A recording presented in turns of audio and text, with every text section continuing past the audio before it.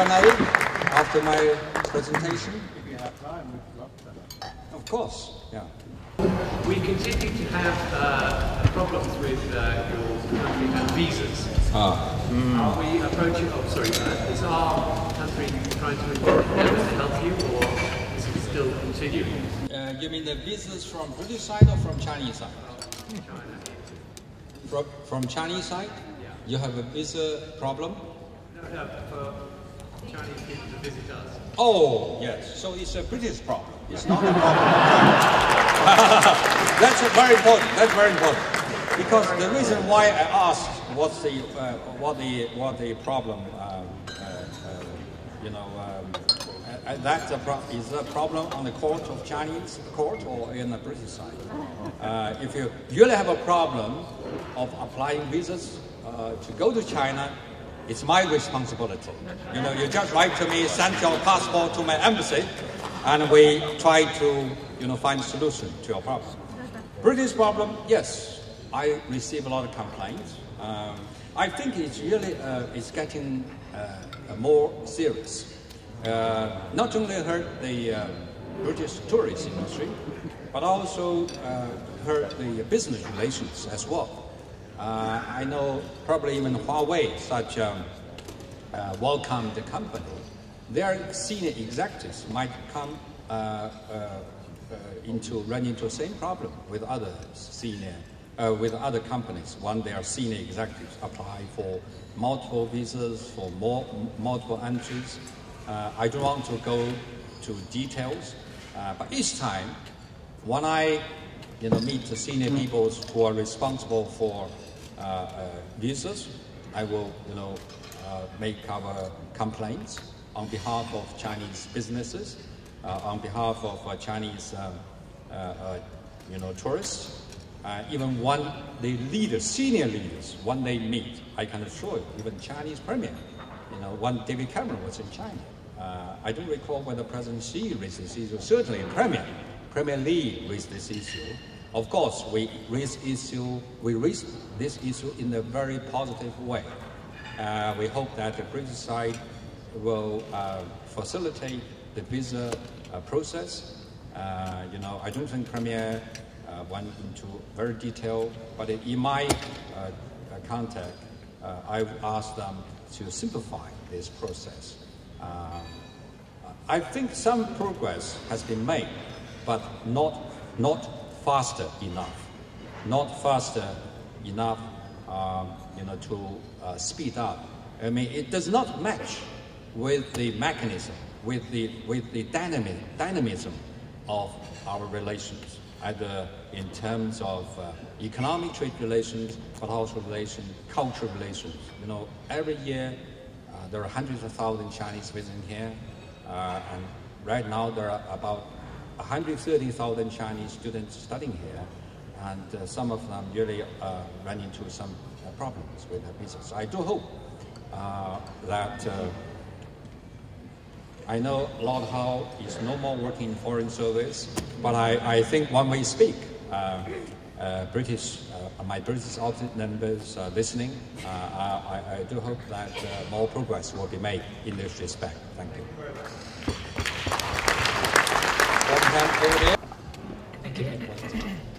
Thank you, Ambassador Liu. My name is Thomas Zhu, and I used to be a student of British culture.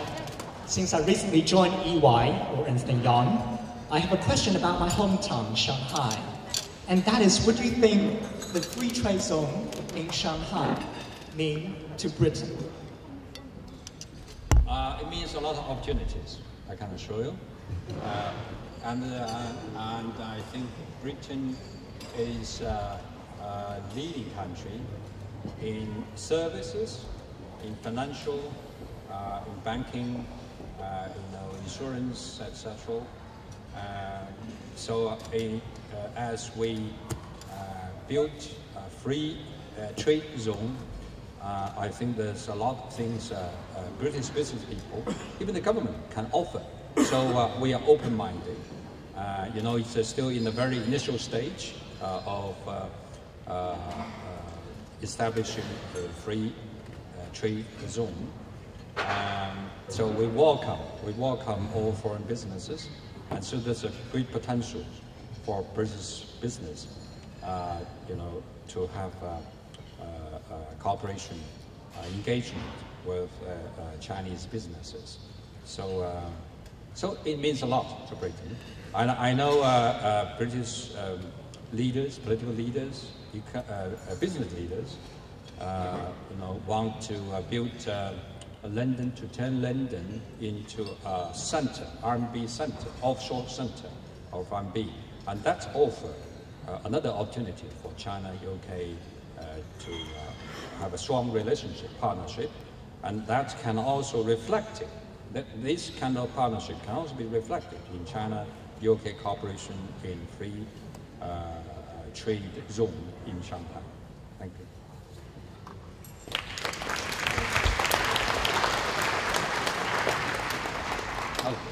Thank you, Ambassador. I'm also working for Ernst & Young, and my name is Xi. Working for EY, Anyong, the question I want to ask is that 2 nights ago, there was a CNN interview with the Chinese ambassador in the US. And through that interview, I think there were quite a few misunderstandings regarding China at the moment. For example, like the Russian-Chinese relationship and the Vietnam-South China Sea dispute. So, however, there were quite a few facts that, for example, like in the Vietnam dispute, there were already like 30 Vietnamese oil rigs existing. However, there was only one Chinese one existing. And the point is that these facts were not well distributed to the public, or I wasn't aware of any of this until I watched the CNN interview with Mr. Cui, the US ambassador. So, Chinese ambassador? Yes, Chinese ambassador in the US. And as Young Icebreakers, I think it's a very good way to link the Chinese with the UK. So as the younger generation, I just want to ask, what is your expectation and what do you think the Young Icebreakers can do more to help to build a bridge between China and the British? I think you can do a lot. I would encourage you to reach out to the other young people, to include them into this organization of Young Icebreakers, and to make your organization growing, stronger and stronger. And I will encourage you to, engage with the people of your age. Does not mean you exclude the senior people like Stephen Perry, but I think you probably have a more common languages with them to share with them your own experience of and the story, the China story, the successful story of China, not only of bigger China, greater China, but also in a small scale, your hometown. Where are you from, by the way? I can hear. I'm from Guangzhou. From Guangzhou. Oh, it's a very metropolitan city. You can share, with your friends, British friends or friends from other countries, the success story of Guangzhou. How Guangzhou changed from a medium-sized city 30 years ago into a metropolis now, and what role Guangzhou played in today's China's socio-economic life. And it's quite challenging, not only for you, but also for people like me, diplomats. We need to reach out. We need to speak out, let the people hear China's voice, to understand China better. So that's why one of areas where I spend most of my time is to make a speech, not only like this. I told Stephen Perry 2 days ago I was at the Joint Services and Staff College of British War Academy. I gave a talk about China's defense strategy to about 300 young British colonels, majors. Maybe in the future they will become, I cannot guarantee all of them will become generals, but they represent the future of British military. So it's very important, to have this kind of event. I spent 30 minutes of giving talk and 1 hour to answer their questions. I found they are very informative, well-trained, and so it's good for us to share with them the big picture of China. Some of them have not very balanced picture of China, and some of them, I wouldn't say, some people still have the impression of China of 30 years ago. And certainly, some of them might have a picture that China will take over United States, and they feel threatened. And you can have all kinds of thought, all kinds of opinions. So it's important for us to tell them what China is about, what is a true picture of China today, and to convince them that China's development is not a threat, but opportunities. That you feel, I quite agree with one of British retired general. After his visit in China, he write article in Time, a newspaper. He said, China is not our enemy, but if we try to make China an enemy, China might become an enemy. So I think China has no intention at all to become enemy, adversary. We want to be friends with all countries, and we believe that by working together and draw upon each other's strengths, we can make the world a better place for everyone. Thank you.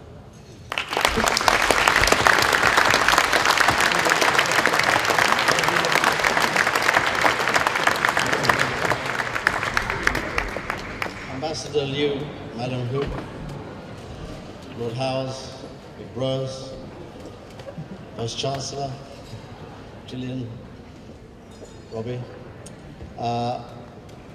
First of all, to reiterate the thanks to Edward and Adam and the rest of the Young Icebreakers committee, together with Mandy and Bing, for bringing about tonight's event. It was a really splendid effort by you all. Thank you very much indeed from all of us to all of you for the work you put into making this happen tonight. It's a wonderful opportunity for us, isn't it, to hear somebody as brilliant in his studies of China as Peter Nolan educate us about the history of the Silk Roads and give us a perspective about the future importance that China places upon its relations with Central Asia and Southeast Asia. Very, very fascinating talk from Peter. And Ambassador, you really are the ambassador who went out. You're the ambassador who's gone all over the country, to all different places, to all different audiences, and explained your country in a way that is unique for a Chinese ambassador to this country. And we all learn so much from you talking to us about your country. And most of the things that you talk about, well, maybe I'm not as bright as the average bear, but I have to hear these things several times before I can fully absorb the importance of the essence of Chinese culture, the essence of the Chinese people. We have to hear it time and time again, and I'm glad that you've come back time and time again to tell us about your wonderful country and how it's different from ours, how it has its own trajectory, but how its ambitions over 5,000 years have been confined to its own borders, and how you expect that to happen in the period ahead. And if we're wise, what is the opportunity of the Shanghai Free Trade Zone? The same as the opportunity from the Shenzhen Free Trade Zone. Look at it, because that is the future of China, and if we learn from it, we will be ahead of the game. China is changing in a way that none of us ever expected it to.